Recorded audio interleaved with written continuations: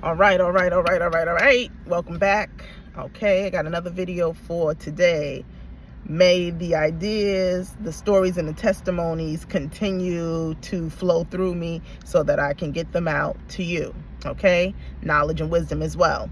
Okay, so I wanted to talk about the importance of keeping your distance, social distancing, right? A term that has been familiarized and popularized through 2020 with the COVID-19 pandemic. Okay, this term or this experience or this act has actually been around longer than its popularity. Okay, so this message is about the chosen and the spiritual ones, the importance of keeping your distance, not allowing everyone to touch you, not allowing everyone to be in your personal space. Okay, I'm going to share some experiences with you. Now, remember how I told you guys that, through the natural eyes, we think that everybody is just everybody. It's just another regular person, right?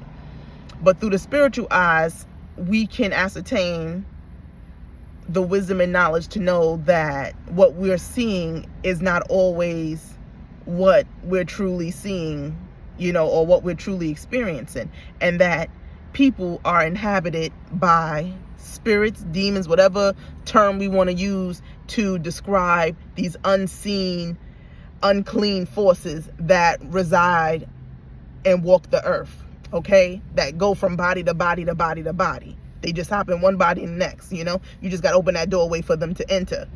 So, okay, a couple days ago, I was walking down a major street and I seen a black guy who I could tell by looking at his face, like, he probably, it's like 11 a.m., he out drinking. I could tell he was an alcoholic, a young alcoholic, right? So, he's like, hey, how's it going? How are you? And he's trying to start a conversation with me. He was like, I could see you. I know who you are. He was like, come on over here and give me, I think before he said he knows who I am, he was like, how you doing? He was like, I want to get to know you. Come over here and give me a hug and all of this stuff like that. And I'm like, nah, I'm good. I'm like, I don't let people, I don't touch people. I was like, social distancing or whatever. And then he was like, you see me. He was like, yeah, he started to now tell me that he's in his God body, right? So he sees me, that I'm in my God body actually. And he's now mirroring or trying to imitate what he sees, right?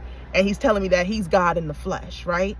And he was like, oh, you see me? I was like, yeah, I see you. And I said, that's why pretty much I'm not about to be giving you no hug out here.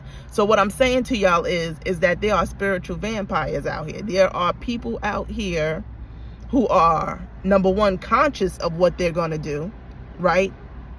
And then there are people who are possessed. The demons just hop from a one-to-one as they drink their alcohol or use drugs. They open themselves as a gateway and these spirits enter or whatever. And they want to touch you and they can see your light.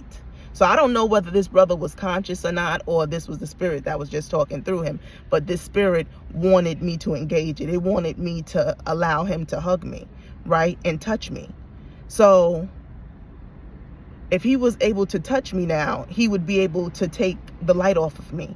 Because again, these spirits can see you before you see yourself. You might think like I said, we think that we just these regular people. We think we looking carnally again, even ourselves. Sometimes we just see ourselves as flesh and bones. But as spiritual beings, we are beings of light. You know what I mean? We are somebody, we are recognized in the spirit realm. So, at times, especially me, I got to do, it's tricky. I guess, you have to balance when to be cloaked and when to be visible. You know what I mean? I think I do a pretty good job at cloaking myself when I want to be. And, I guess I've been in my Leo energy as of lately, shining, being the sun, You know what I mean? And it's time for me to come out of hiding and to come out of the come out of darkness and out of the hidden places and come to the forefront. So as I am leaving the shadows behind and coming into the light, I have to learn to balance this thing, because I forget, me being a naturally loving and giving person, it slips my mind at times that I'm not supposed to be letting people touch me. Like, I have to constantly tell myself, okay, Tamika, no, you're just gonna go like this and tell people, hello, you're gonna say go like this and greet them, but and let them know that you don't shake hands, or you don't allow people to touch you. You know what I mean? And sometimes I be remembering, but there's other times I get tricked, let me tell you. Okay, so like I told you, that was that one incident right there, that this being or this person knew who I was, seen my light, and actually was getting ready to steal it. He was about to steal it, but then this spirit or this person realized that I was conscious of what he was going to do. And he was like, aha, like, aha, you know what I'm trying to do. And I said, yeah. And that's why I ain't going over there. But I had this other person, he was slick. Okay.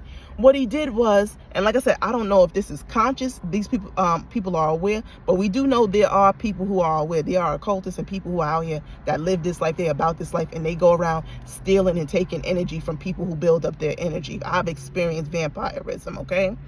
So what happens is, this guy, he comes over, he start having a conversation with me, and we get to talking, and at the end of it, he puts his fist out to go like this to me, to give him a fist pump. So, I guess he got me comfortable and made me forget. And I gave him my hand.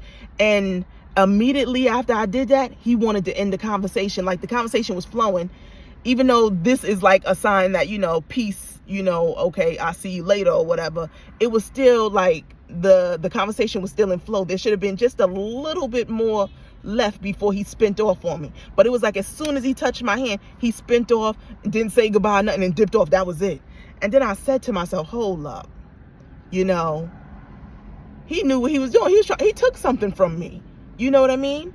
And I had to, study how I felt the days after. Okay. Now, during this time, I might have just came off my fast. Maybe not, maybe a couple days after.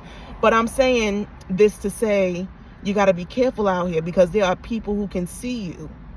You don't always think that this person that you actually are working towards being, but these spiritual beings and these occultists and these vampires, and these more advanced wizards, or whatever we want to call them, these people who are maybe more in depth than you are, they can see you.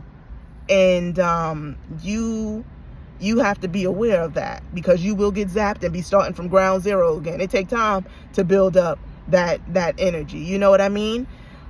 So you got to protect it. You harness it, and then you have to protect it and cloth it. You got to get in your mind, especially if you're somebody like me that's kind-hearted and nice. You know what I mean? You have to get it in your mind to make sure that you don't allow anyone to hug you, touch you, touch your hair, anything like that. Not, can't steal anything from you. No stealing of power. Okay. Because there really is a transference, and I'm gonna tell you I'm gonna tell you a couple other instances where I noticed it. Okay. So in relationships, the guys that I dated, right, I would notice that after I get with them, and this is before I had this level of awareness, right, but something still I seen, but I wasn't really investigating it at this level. I seen it and I took note of it, right? But I would date somebody, the guys, and then like their whole energy would change. They would it's like I gave them my power. They would take my power, right? It was like they became more handsome. Now women were after them. Now it was like they were mirroring my energy. It was like they became me. You know what I mean? And I would witness this, and it was like I would go like in a decline, especially early on when I didn't know anything. I was in a couple fucked up relationships with true vampires. Okay, whether it's something they can help, whether they know they are, whether they're conscious of it. Some people just carry that energy. That's just who they are. You know what I mean? And that's what they do. So that was my experience. I would see myself go into decline. I would see my beauty be taken and withdrawn from me. I would literally witness these things, you know what I mean? Being connected to these individuals. I would gain weight, like, you know, just a lot of stuff would happen. Okay, skin would change, skin would lose light, you know. I would get tired, exhausted, you know what I mean? Like I was literally living with energy vampires, very bad. Okay, young people out there know that vampirism exists. Okay, like I said, I don't like to call these people innately bad. Obviously they have a purpose in this world. They're here, you know what I mean? It's just their essence, and those of us who carry light, you just got to be mindful of them and know that they exist, and just align yourself with people who carry light as well. Okay, and what else? Okay, so that was something that I was experiencing, seeing go on early on. Okay, then even girls, I would have girls, right? I had this girl recently, you know, I talked to her, but we weren't cool like that where, you know, she should be wanting a hug, but maybe my energy made her feel like, you know, she wanted to touch me or whatever. I don't know. But I remember seeing her, and then you know, and she was just like, you know, I wouldn't say she was unattractive. She was an attractive girl, because, you know, all of us are attractive. You fix yourself up, anybody can look good. I remember JT, one of the girls from the City Girls, they were making fun of her, how she looked in her mugshot, and she was like, it's like 2020, who looks bad in 2020? And I mean, that's a real thing with all the cosmetic products that's out there, all the wigs, all the hair, all the makeup, all the nails, all of that, you know, and Shein and all these little websites that sell stuff at cheap. I mean, every woman literally can be beautiful. I mean, literally can be gorgeous. And I really don't truly think anyone's ugly unless, you know, somebody's deformed or whatever. But other than that, you know, a woman is beautiful, just being a woman.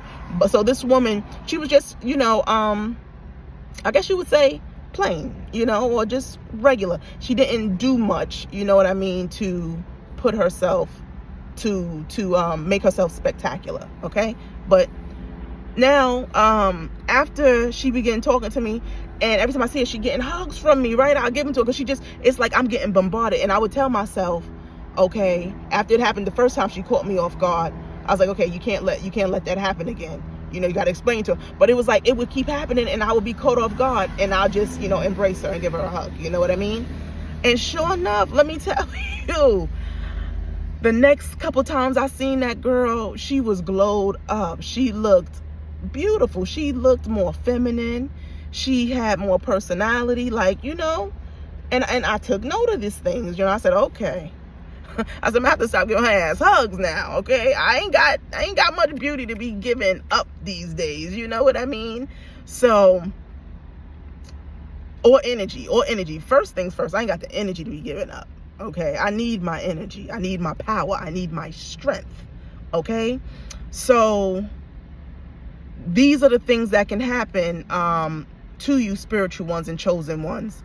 You can begin to become sick from being around energy vampires, from allowing anyone, from being around spiritual vampires, and also just allowing yourself to mingle with different energies and allowing people to touch you and things like that. So you got to be mindful of that. You know, they have the popular scripture in the Bible where Jesus is walking through the town, and the woman says, I just need to touch the hem of his garment, because she knew by touching it, she was going to be getting something. There would be that transference, right? And then Jesus said, who touched me? As the woman touched him, he felt his virtue, they say, leave him. His essence, his life force left him, because someone touched him, you know? So this is a real thing, and I've witnessed it in real time. So be very careful out here. Don't take this message lightly, because we're in a day and age where people are dying and leaving off the planet. And if you are chosen, we don't want your destiny cut short. All of these messages that I'm giving you is so that you can have longevity. You know what I mean? Thy kingdom come. We're supposed to be down here reigning on earth, going into immortality. We're supposed to be down here forever, establishing the kingdom and being here as long as we choose to, until we say it's time for us to get up off the planet because our work is done and maybe we're ready to go, or perhaps we decide we want to stay here because we've created and we want to be down here. You know what I mean?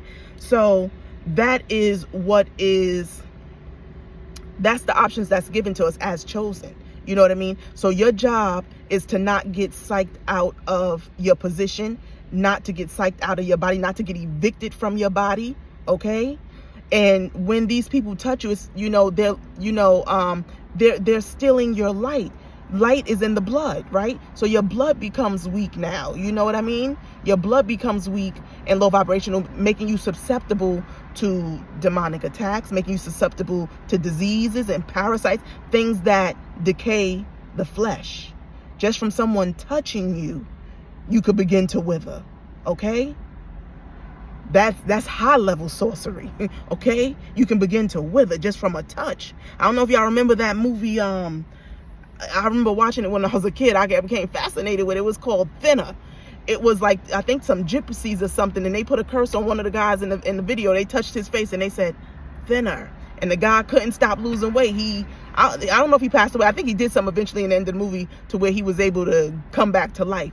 But until that spell was taken off, he was just getting thinner just from a touch. Okay?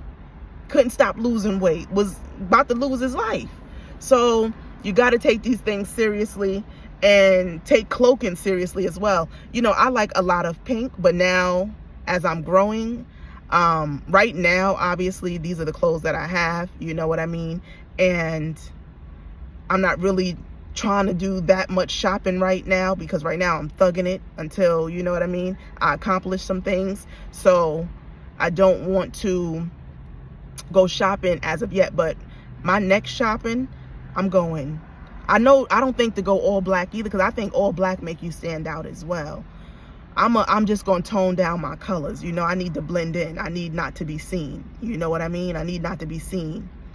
So colors do shield you, and black does shield you. You know what I mean? Can take away the shining, for sure. Can take away the shininess.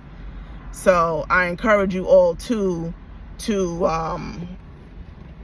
stay cloaked. Ask for the powers of invisibility so that you can be invisible. And at most times, you're going to need to be, in this day and age, you're going to need to be invisible a lot of the times. The only time you want to be seen is when you are trying to get something, create something, you know what I mean? Maybe you need some destiny helpers or something. So then you say, oh Lord, make me visible to my destiny helpers. Let me be visible to my opportunities. Let me be visible to my audience on YouTube. That's the only time you want to be seen. Other than that, you want to be cloaked as you move about on the earth. You want to blend in, Though we're made to stand out, we do need the balance of invisibility. Believe me. Okay? We really do. We really, really, really, really, really, really do. So, yeah, just a quick message, quick reminder to throw on those shades, throw on those dark shades, those dark colors from time to time, all the time, and stay protected out here.